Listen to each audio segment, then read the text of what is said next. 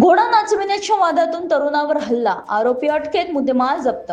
Gadgenagar police station हद्दीत घोडा नाचविण्याच्या व्यवसायिकांना जुन्या वादातून एका तरुणावर प्राणघातक हल्ला केल्याची घटना समोर आली आहे।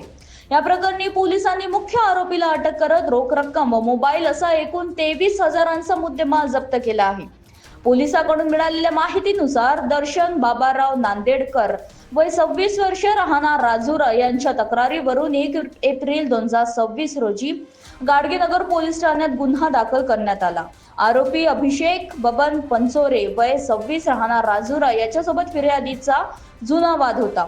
30 एप्रिल रोजी रात्री 9:30 वाजता सुमारास फिर्यादी अर्जुन नगर येथे घोडा घेऊन गेला असता आरोपी दारूच्या नशेत तेथे आला आणि वाद घालत टोकदार वस्तूने डोक्यावर वार करून जखमी केले।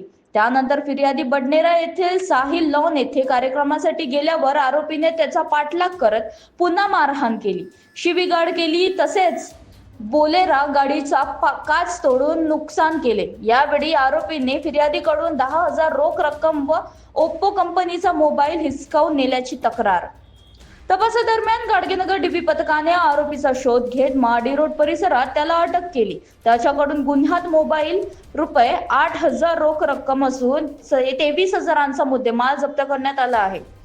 ही कारवाई पोलीस आयुक्त राकेश ओला, पोलीस उपायुक्त गणेश शिंदे, सहाय्यक पोलीस आयुक्त शिवाजीराव बचाटे तसेच वरिष्ठ पोलीस निरीक्षकांच्या मार्गदर्शनाखाली करण्यात आले। पुढील तपास सुरू आहे।